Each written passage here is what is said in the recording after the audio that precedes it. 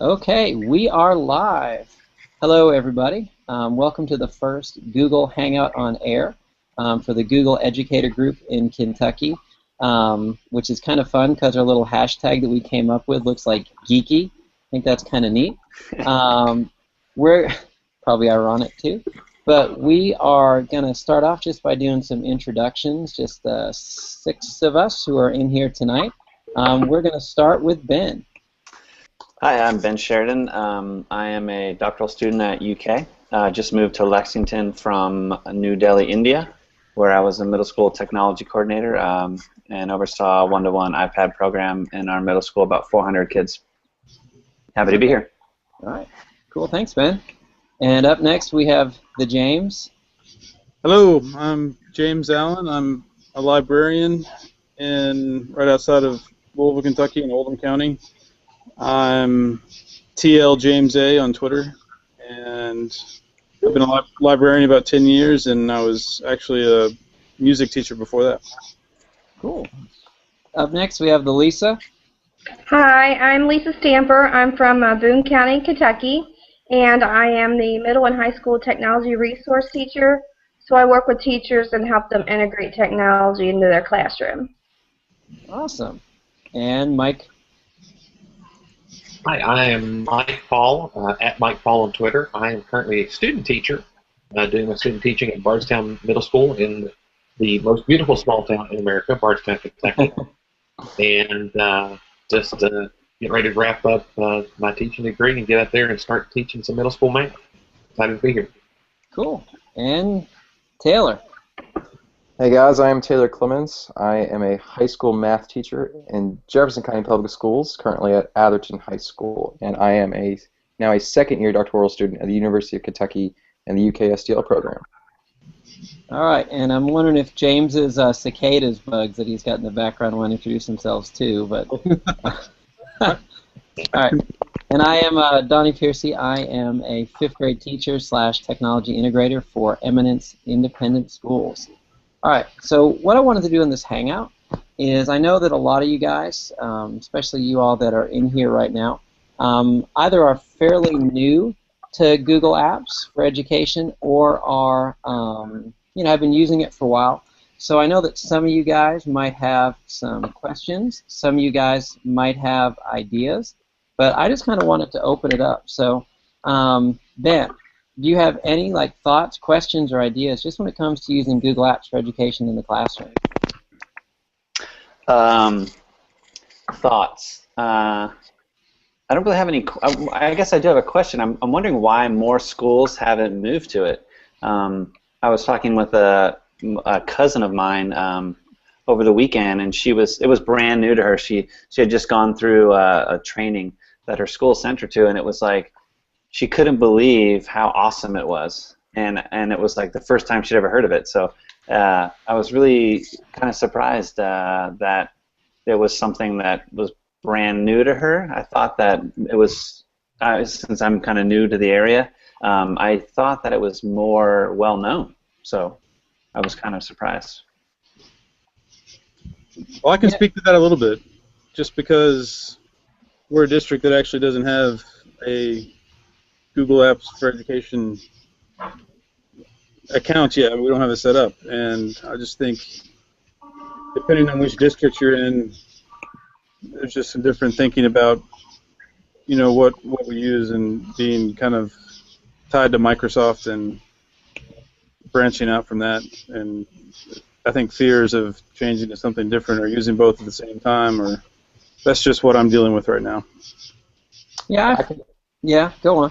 I was going to say, I can actually echo that. So in our district, which is a little different, it's because it's so large. Microsoft, he said that's the key word, is a big thing. So much money and for so long going to Microsoft, and a lot of people are very scared and worried, but also it turns out we do have some individuals who have been sitting on the Google Apps for Education stuff for a long time. They are just very, very disconnected from everything else, and so we start hearing about it, and they just don't really advertise it. They don't get it out there, and these are people actually in charge of the technology in our district. For whatever reason, they don't exactly advertise it very well. So there's sort of a disconnect there. It exists, but then teachers don't find out about it, and it just sort of sits there for a while. And that's one of the issues we've had in this district. Yeah, and you're starting to see a lot of times, like what I've found is you'll have like 2 or 3 teachers at each school that they kind of buy into it and figure out how it works, and then they'll teach another teacher, and then they'll teach another teacher. They'll go to a conference and kind of sharing about it that way. So that's just kind of my experience. So the idea of GAFE, like Google Apps for Education, it's definitely more coming from the teachers than it is kind of from the administration. Yeah, I agree, Ben. You know, it's not, you know, I do so much, I do a lot of stuff with Google, so it's kind of like not all I know, but it's kind of all I hear. So when you go to a school for the first time and, you know, you mention or you just show them, like in Google Drive, that you can have more than one person typing on a document at the same time, like that just completely blows them away.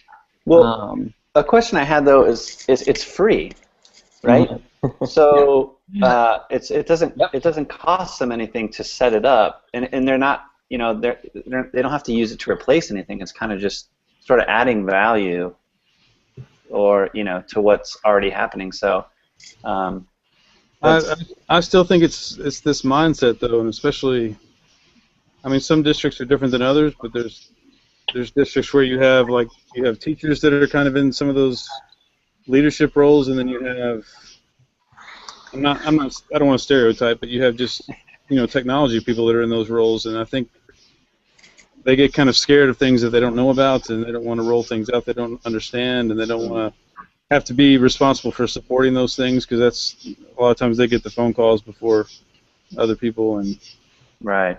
I think, at least in my case, I think they're just kind of a fixed mindset about what we're doing, and it's just Microsoft, and we actually had some Microsoft presenters today at our event, and obviously they weren't from you know, they were like a contractor, but they didn't even know that our entire state was so bound to the Microsoft email thing. They didn't even know about that. I thought that was odd.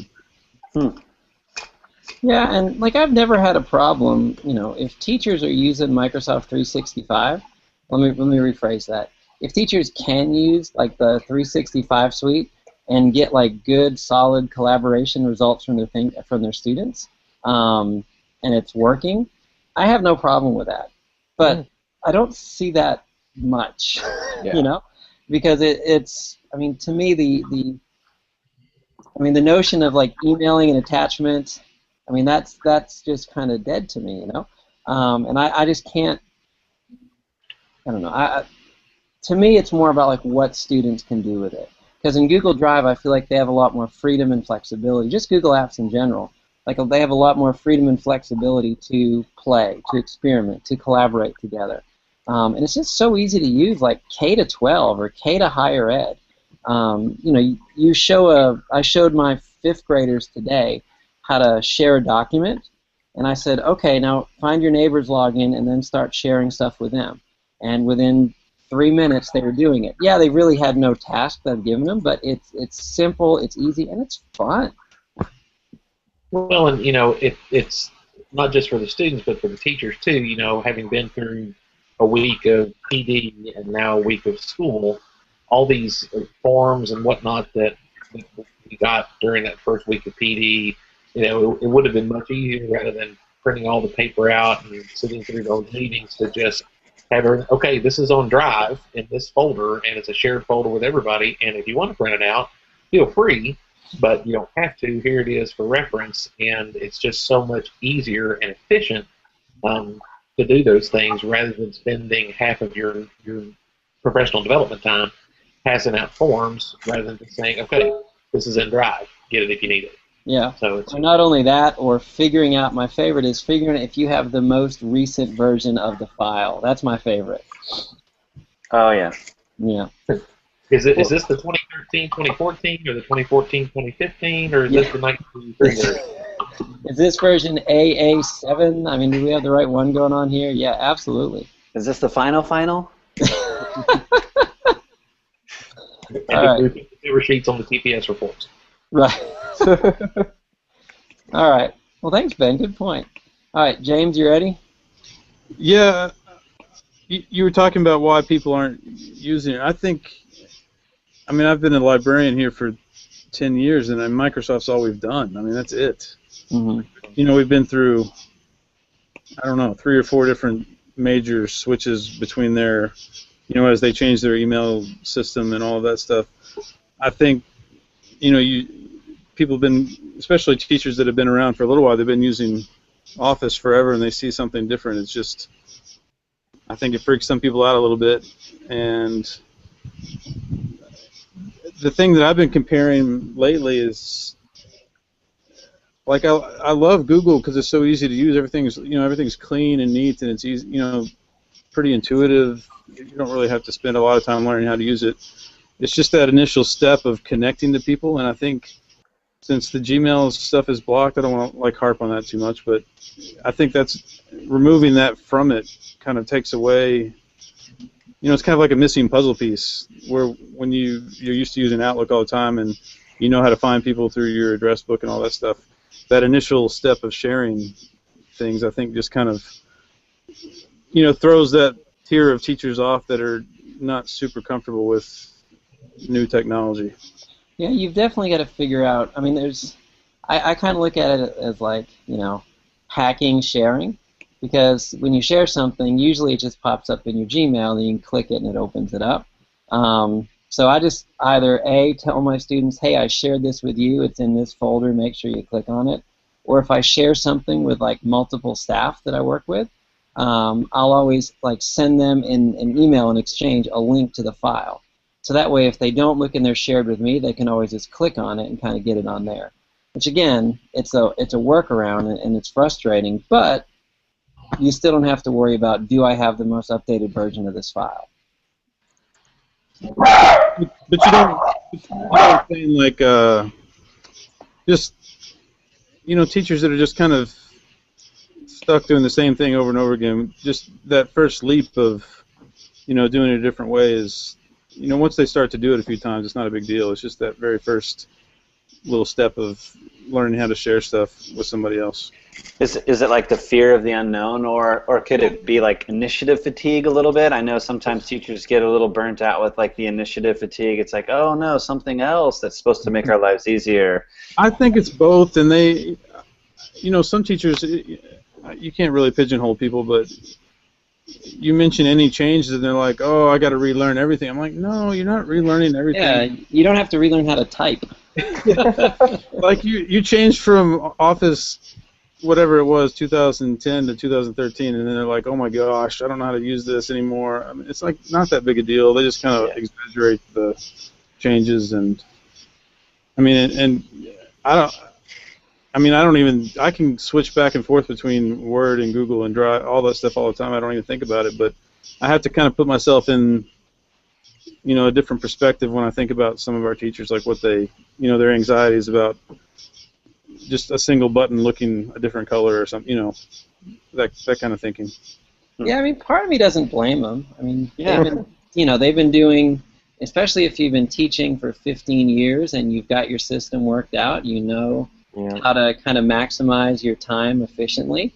You know, your work day is, especially if you have kids, like, your time's really valuable. So do you want to spend 30 minutes, an hour, kind of learning how to use a new tool? Me, I would argue yes, because I know in the long run it would save you more time. But I guess the trick is getting teachers to kind of see that and to buy into it, right? Yeah. That's what we have to overcome is showing them, yeah, it's a little bit of an inconvenience up front to learn something new, but this is what you're going to gain in the long run, and it's going to far outweigh whatever inconvenience you're going through right now. I don't even know if I'd look at it as an inconvenience, though. I mean, it's fun. Like, when you show teachers how to collaborate and Drive for the first time, and, you know, you always have that teacher who goes in and, like, thinks it's funny and deletes everything, or, you know, and then it's like, well, let me show you, deleted everything, but there's still the revision history. You can go backwards in time and make it look like it did before. And it's like, oh my gosh, I don't have to email the tech department and have them go back and do it, you know, and so, I mean, it's that kind of stuff that when teachers can see that, I mean, I hate to say like you're trying to sell it to them, but it's just showing that, yeah, it's fun and easy for the students to use, but at the same time, like, hey, this is kind of fun, and this can help you automate your workday and save you time in the long run if you decide to just, spend 30 minutes to an hour learning how to use it. Yeah, I think that's the big part is you save so much time when you start using it effectively, and it's not that difficult to do, and your workflow just shrinks, and it's so much more efficient. And I just think about our teachers. I mean, we probably have 70 teachers, but I mean, even if 10 of those are just really anxious and don't, are just kind of stuck and don't want to try something new, I mean, that's a big chunk of classes. Like that's a huge part of our school, and I kind of think about it. I go back to like when I was teaching music. Like it's hard to, once you learn an instrument and you practice for a long time, a lot of things become automatic, and it's really hard to go back and think what it was like when those things weren't automatic. And that's how I feel when I'm talking to teachers sometimes. Like in my brain, I don't even think about the things that they're having questions about. And even whether you're using Google or Microsoft, whatever you're using, I think they get stuck on the minor, tiny details that we don't consider because we use it so often. That's true. I'd like to welcome Todd Norton to the Hangout. Hello, Todd. Your microphone's muted, Todd, so we can't hear you. I know. I did that on purpose. So I've used Google Hangouts before, and I'm glad to be in the boys' club here at the GAFE Summit, Kentucky, 2014. It's awesome. That's in November. No, it's happening right now. This is it. Right. All right. So. Cool. All right, so moving on. Mike, do you have any thoughts, ideas, questions? You want to do a screen share of something cool that you know how to do using Google Apps? Oh, Donnie, why did you ask me to do that? I don't know. I'm just putting it out there. No, I don't have a screen share. I did not come fully prepared for this Hangout to share stuff. I don't know. I just think that as being a student teacher in a school that is pretty heavily ingrained in Microsoft, and there's also been talk about, and we've been through an issue of with textbooks and having to spend money on textbooks this year that they didn't think they were going to have to do, but they've already invested some money in digital textbooks, and maybe how they can work digital into the future and maybe getting devices. I kind of feel like it's my duty as the resident geek on campus for the next 4 months to do everything that I can to try to show them all the cool things that you can do with Google Apps and try to influence them in maybe along the Chromebook line of thinking if they're buying devices for next year, and away from things like Surface tablets, which was mentioned in a meeting. And I don't know that that's necessarily the right choice for a district that's as budget constrained as the one that I'm in, and just getting with teachers, and if I have to do it on an individual basis and show them the awesome stuff that they can do. There's lots of really cool things you can do with Google Apps that just make life a lot easier. So, have you ever heard my thoughts on Surface tablets? No, but I think you've heard mine. So last year, not this June, but a year and a half ago at ISTE, they gave away 10,000 Surface tablets for free to everyone who went. James, how many Surface tablets did you see at ISTE this year? I can't say there's so many there. Okay, there's my thoughts on Surface tablets. I wasn't looking out for them specifically, but the conversation was weird because it was like, maybe we were talking about Chromebooks or iPads or, I don't know, Surface tablets, and I was like, I hope nobody is looking at me to see my face right now when you said the word Surface tablets, because you would all be scared, because no, that's not the right decision for anyone at this point. Cool. All right, Taylor, how you doing, buddy? Hey, good. You ready to go? Sure. Have you guys started school yet? We start a week from yesterday. Okay. Next Wednesday. Okay. Teachers have to start showing up on Monday, though. And I know that something's gonna be kind of rough getting our Google stuff getting started this year. Is that so? We are a Google district now, but you can't in order to get your student. First of all, they don't want them using their personal Gmail accounts or Google accounts. They want them using their school Google ones. And again, this was only information that I went and found out. It was never communicated to us. And the only way to get them is for me to send an email through my JCPS address to one specific technology person over at the tech center, and I have to CC my principal on it. No clue why. And I won't get these accounts until 10 days after the first day of school. So that's 2 weeks. That's 10 school days. 2 weeks. I can't. If I go by the rules, I can't use any of the Google stuff. So that's all the beginning of the school year, all the initial getting things hooked up and running, and procedures and establishing all that. Can't use it until 2 weeks into school when I can get their official school Google accounts. So do you guys have devices? No, that's another thing. We don't. And really, technically, my school is actually no cell phones at all allowed. I sort of just kind of go around that rule. I think they do that just because they assume most people don't know what to do with them. So I think the principal doesn't really mind me doing it as much. So no, we don't have any devices. But even just using the accounts, we have to wait 2 weeks. So talking to the other teachers who have used this stuff or who are passionate about the Google Classroom stuff, they still just want to use all of the apps they can, like Drive and all that, and just having them make their own personal accounts if they don't have one already. So that's just been a real problem with us, that this 2 week time gap we have to wait. And you're right, we don't have any devices in my school, and I don't know of any schools really actually in this district who do have their own devices. So that's a concern, like I said, on a lot of accounts. What percentage of your kids have access to like a device or a computer at home, do you think? Oh, I'd say 95% at least. And we always have computer labs open. And even though in my classroom I've got my own personal devices I give out for kids who don't have them. But this is the first year we've had Wi-Fi in the room, so that's also a plus. So now I can actually use a lot of those devices kids have with them. So can you say that part again? You have to email to get a roster of each class, or I mean, what will they send you? Yeah, that's what they'll send me. They have to go through Infinite Campus and get my students and give them accounts and then send them to me, and that's only 10 days after school starts. And I have to CC my principal on this communication. Do you know if they're using their Microsoft email address for the account? I do not know. I know they also have their Microsoft school accounts, which they're all getting new ones this year, and they haven't told us anything about that either. That's kind of a frustration.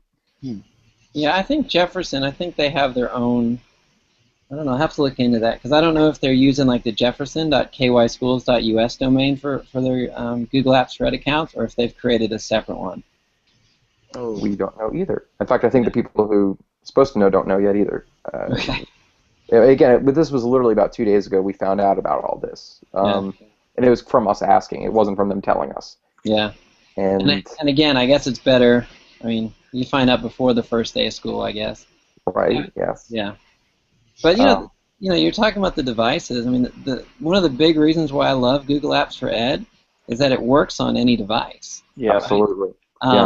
The only one I haven't found it work on yet is a Nintendo Wii. But outside of that, it seems to be doing a pretty good job.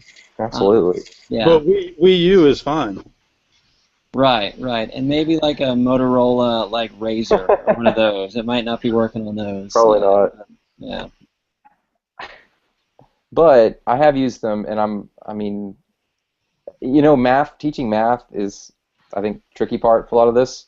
You can use it for a lot of things, but not everything, though. You're always going to have to use up some writing for something. And I'd love to do that digitally, and that's where I run into problems.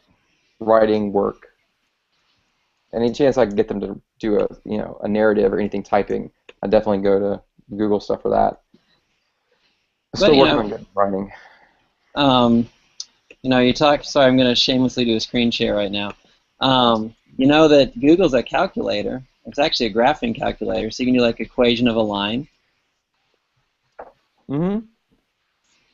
You actually get the line drawn on there. It does. I know nothing of calculus, but I know that you can do like sine of x, and it graphs it for you. Which again, I have no idea what this means because I really forget everything from about 9th grade through senior year of high school. So I really wonder why we teach it then. I mean, hey, just to be honest. I remember I enjoyed it. I just don't remember much of it. And then, you know, and you're right, and I even had a conversation today with my department chair about this. Whenever I bring up things like that, great resources, they say, well, actually, can you use that on the ACT? No, of course you can't, so therefore we shouldn't bother with it. And Yeah, that but- actually is a pretty decent argument because so much scholarship and dependency and all of our scores and all that come down to the ACT. So they say, you know, what you have to use a graphing calculator on the ACT, so they always come back with that. And that's not a bad point. You do have to know how to use the graphing calculator and little tools it has.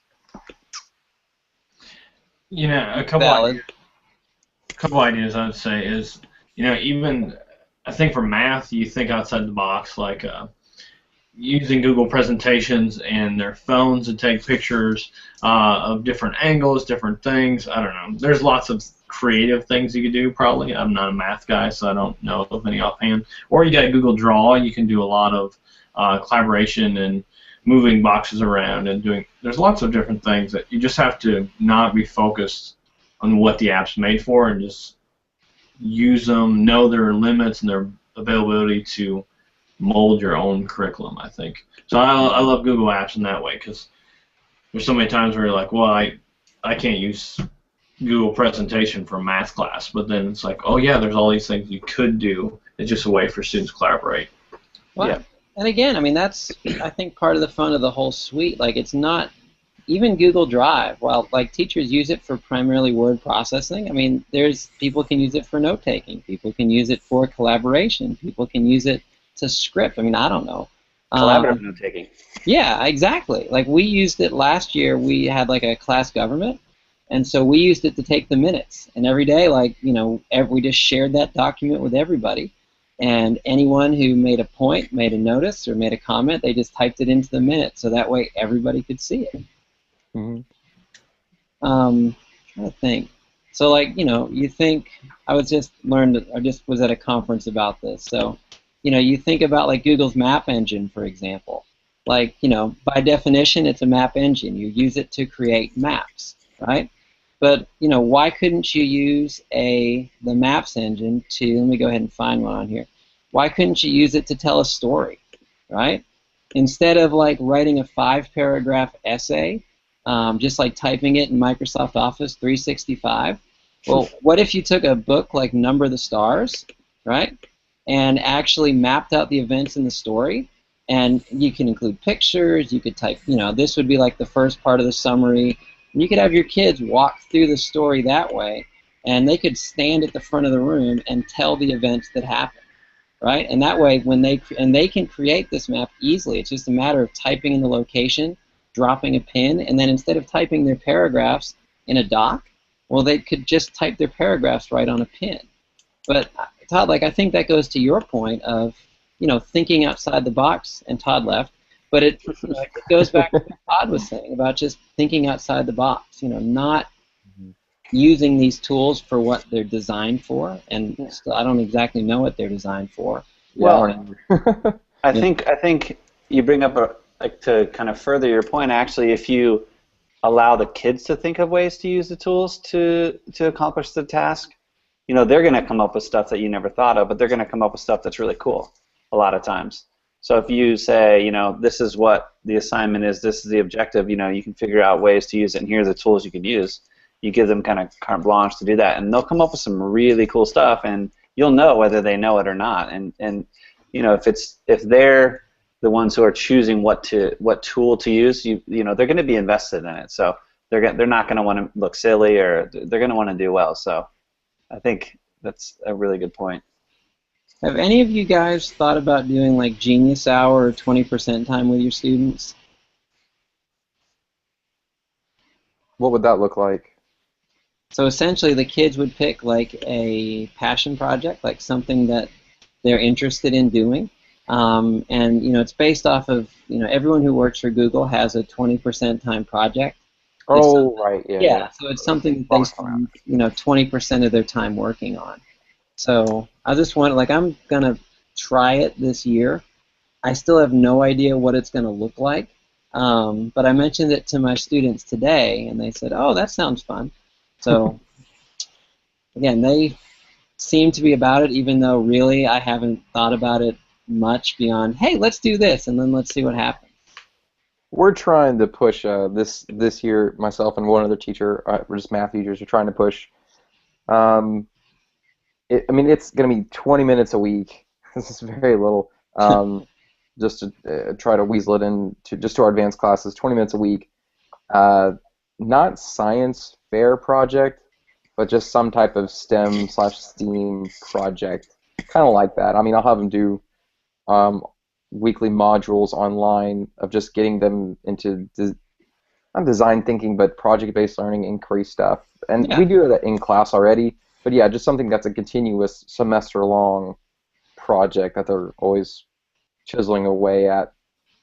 Kind of like, I mean, it's definitely going to be driven by them and their interests, not at all by math, which I'm happy about that. I'm really excited to do anything that's not math in math class.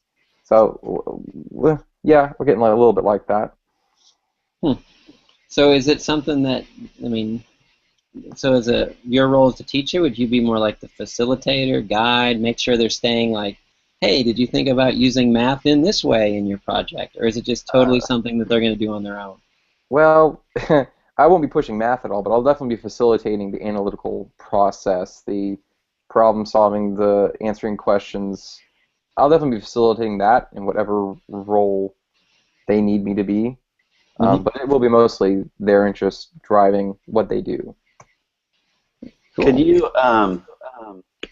Could you like sort of take a flipped approach where they get to work on this outside of class time, and then the 20% time, since it's so small in your class, like could it be the time where they kind of pitch, like they have an elevator pitch, or they come to you and they report their progress, or they talk to you about what they have been working on, so then that would be really focused feedback for them, and then they can go back and...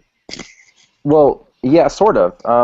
Like I said, with the online modules, basically it is a week module, and that's all outside of class. Okay. And then the 20 minutes, which I'm thinking Fridays, just easy, or the last day of the week, whatever that day is. And that way you can. All right, you go on. So those 20 minutes. That's when they get to share it, talk about it. But also there's an outside source. GE, they have people who work with this who are invested in this basically, and they've been doing this type of thing for many, many years all over schools around this district and the country, and they've actually volunteered their time to come do exactly what Ben was saying about getting the kids to pitch ideas, get feedback. And of course I was definitely going to utilize Google for that, because I don't really necessarily need them all coming there, I just need to get a hold of them. And that's something that I was thinking of the in-class portion for, of them sharing and getting feedback from their peers as well as professionals and other researchers and people we can get a hold of. Yeah, I mean, think, like, you could have your students do if they do it outside of class, you could have them, okay, kids, you've all got your own Gmail addresses. Why don't you guys do a Google Hangout on air? And then when it's done, share the link with me so I can see what you guys talked about. And then you could share that link with the administration and say, hey, look what my students did using Google Apps for Education. Yeah. Oh, yeah, right. Or Gmail for Education.